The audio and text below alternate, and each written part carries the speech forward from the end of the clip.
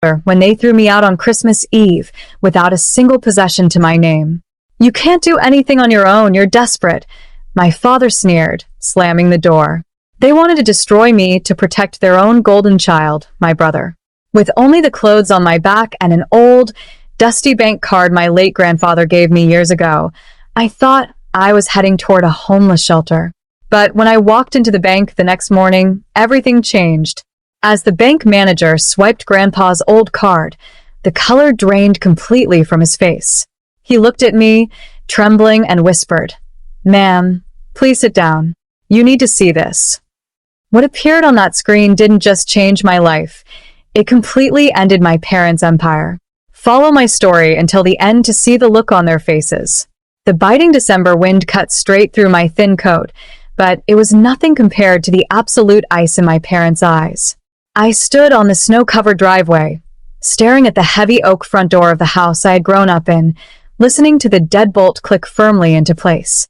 At 32 years old, after spending the last decade working grueling night shifts as a nurse to help my family, I had just been thrown out on Christmas Eve like a piece of unwanted trash. My name is Clara.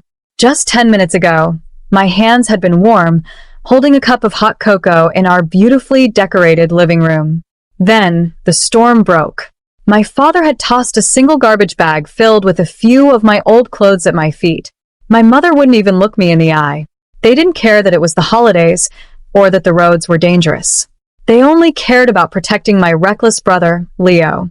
"You can't do anything on your own, Clara," my father had sneered right before slamming the door in my face. "You're desperate, and you've always been a burden to this family." They had stripped me of my keys, my savings, and my dignity, leaving me shivering in the dark with absolutely nothing to my name. They thought they had broken me completely. But as I walked toward my frozen car, my fingers brushed against a tiny piece of plastic hidden deep inside my coat pocket, an old, dusty bank card left to me by my late grandfather. Sitting in my freezing car, the heater blowing cold air against my numb fingers, the sheer weight of their betrayal finally pressed down on my chest. For years, I had been the invisible pillar holding my family together, blindly trusting that my sacrifices were appreciated.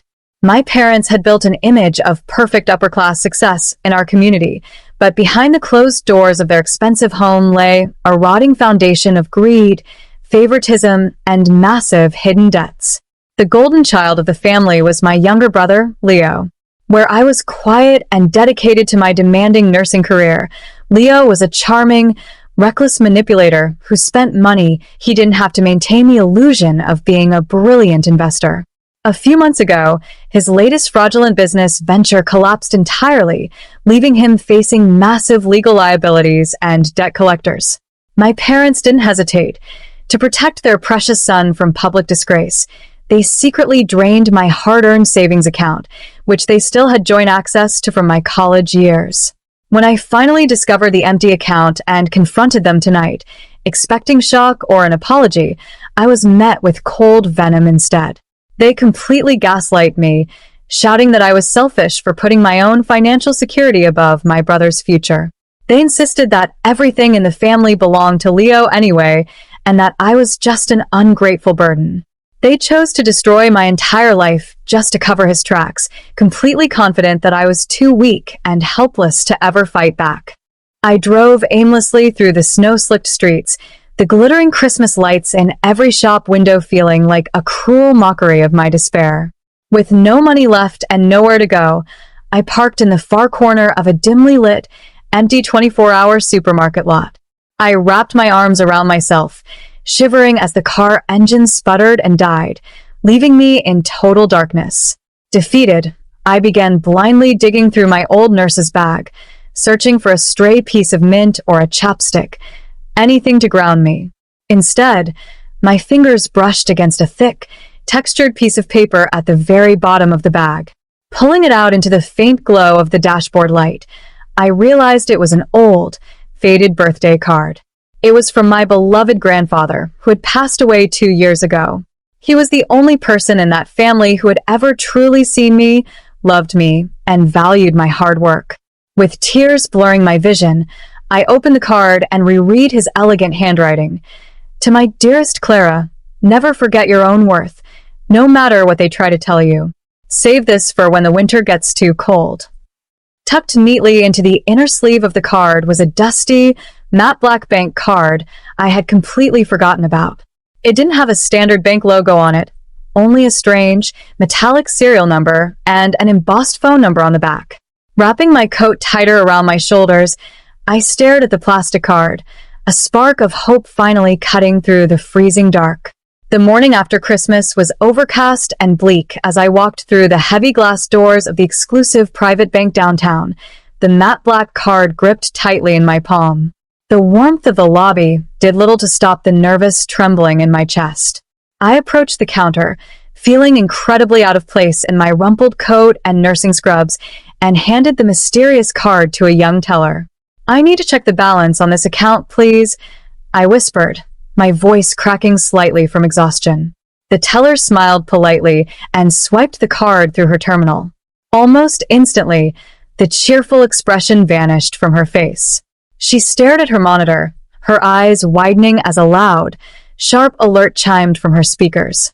She typed frantically, her fingers hovering over the keyboard as a bright red restricted screen flashed across the glass partition. Without saying a single word to me, she grabbed her desk phone and spoke in a hurried, hushed tone. Less than a minute later, a tall gentleman in a perfectly tailored charcoal suit walked out from the back executive offices. He introduced himself as the senior branch manager. He looked at the screen, then looked back at me, his face turning completely pale as a bead of sweat broke out near his temple. He bypassed the security gate entirely, stepping out into the lobby to stand right beside me. He swallowed hard, his voice trembling as he gestured toward his private office. "Ma'am, please sit down. You need to see this immediately." Following the branch manager into his quiet, luxurious office, the heavy door clicked shut, sealing out the noise of the lobby. He turned his monitor toward me, his hands shaking slightly as he tapped the keyboard to reveal the true depth of my grandfather's hidden estate. "Your grandfather, Mr. Arthur Vance, opened this private trust exactly 6 years ago," the manager explained, his voice filled with sudden, immense respect. "He gave very specific instructions that it was to remain completely hidden from your parents, and it was structured to unlock exclusively for you on your 32nd birthday."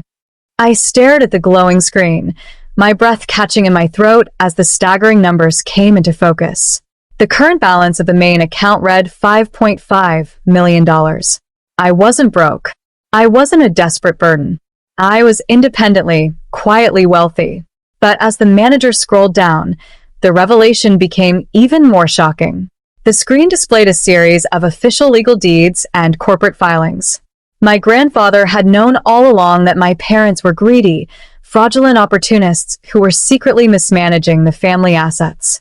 To protect his legacy, he had quietly bought out the entire mortgage on their expensive family home and acquired 51% of the family business, placing both assets directly inside this private trust. According to the legal stipulations flashing on the screen, my parents didn't actually own a single thing. They were merely occupying the house and running the business at the total discretion of the trustee. And now that I was 32, the sole trustee was me. I looked at the matte black card in my hand, realization washing over me. My parents thought they had destroyed me, but Grandpa had given me the exact weapon to end them. I didn't waste another second. Within 48 hours, I had retained the most formidable estate and corporate defense attorneys in the city, handing them the mountain of legal documentation Grandpa had left behind. They worked through the night, drafting the paperwork that would dismantle my parents' carefully constructed lie.